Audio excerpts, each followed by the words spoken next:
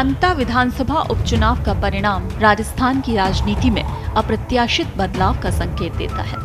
2 वर्ष पूरे करने जा रही भाजपा सरकार के लिए ये हार सिर्फ एक सीट का नुकसान नहीं, बल्कि संगठनात्मक कमियों, स्थानीय असंतोष और रणनीतिक ढिलाई का साफ संकेत माना जा रहा है। दूसरी ओर कांग्रेस ने कई महीनों के राजनीतिक सूखे के बाद आखिरकार वो ऑक्सीजन हासिल कर ली, जिसकी उसे प्रदेश में नई ऊर्जा के लिए सख्त जरूरत थी।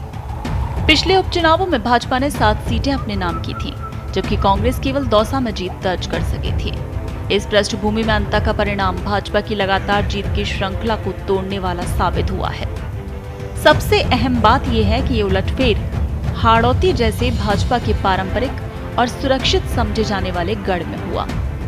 पिछली बार 5,861 वोटों से हारने वाले कांग्रेस उम्मीदवार प्रमोद जैन भाया ने इस बार लगभग 3 गुना अंतर से जीत दर्ज की, जो कि कांग्रेस के लिए बड़ा मनोबल बढ़ाने वाला संकेत है।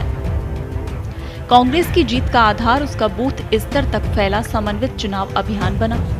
कांग्रेस वॉर रूम की निरंतर सक्रियता, उम्मीदवार की स्थानीय क्षेत्र में मजबूत पकड़ और गुटों के बीच सामंजस्य ने माहौल कांग्रेस की ओर मोड़ दिया।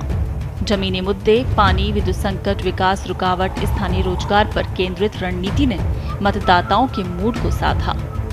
कांग्रेस ने नरेश मीणा की नाराजगी के तुरंत बाद रणनीति बदली और संभावित नुकसान को संगठनात्मक मजबूती व गांव-ठाड़ी स्तर पर सक्रियता के जरिए नियंत्रित कर लिया। पार्टी ने ये समझ लिया था कि चुनाव बहुत स्थानीय स्वरूप ले चुका है, इसीलिए जमीनी संपर्क और बूथ प्रबंधन ही निर्णायक होगा। इसके विपरीत बात करें भाजपा की, तो भाजपा पूरे चुनाव अभियान में असहज और भ्रमित दिखी। टिकट चयन में असहमति, स्थानीय नेताओं की नाराजगी और प्रबंधन की कमी ने पार्टी को कमजोर कर दिया। हाड़ौती के 2 प्रमुख चेहरे कैबिनेट मंत्री मदन दिलावर और हीरालाल नागर को सक्रिय अभियान से दूर रखा गया, जबकि ये क्षेत्र भाजपा के लिए हमेशा से रणनीतिक रूप से अहम रहा है। भाजपा ने ये मान लिया था कि कांग्रेस से नाराज नरेश मीणा की निर्दलीय दावेदारी से कांग्रेस को बड़ा नुकसान होगा।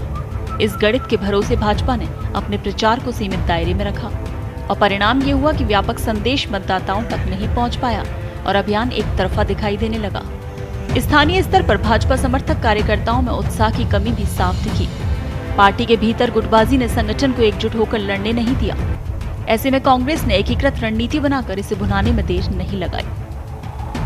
अंता का रुझान प्रदेश की राजनीति को नए समीकरणों की ओर मोड़ता दिखाई दे रहा है। ये संकेत है कि अब आगामी निकाय चुनाव, पंचायत चुनाव और 2029 लोकसभा चुनाव में स्थानीय चेहरा, मजबूत संगठन संरचना और जमीनी मुद्दों पर केंद्रित रणनीति ही जीत का आधार बनेगी। प्रदेश में मुकाबला अब अधिक प्रतिस्पर्धी होने वाला है, जहां चुनाव का संतुलन सिर्फ पार्टी की राष्ट्रीय लहर नहीं, बल्कि स्थानीय समीकरण, उम्मीदवार की स्वीकार्यता और संगठन की चुस्ती तय करेगी। अंता उपचुनाव सिर्फ एक सीट नहीं, बल्कि आने वाले महीनों की राजनीतिक दिशा तय करने वाला परिणाम बन गया है।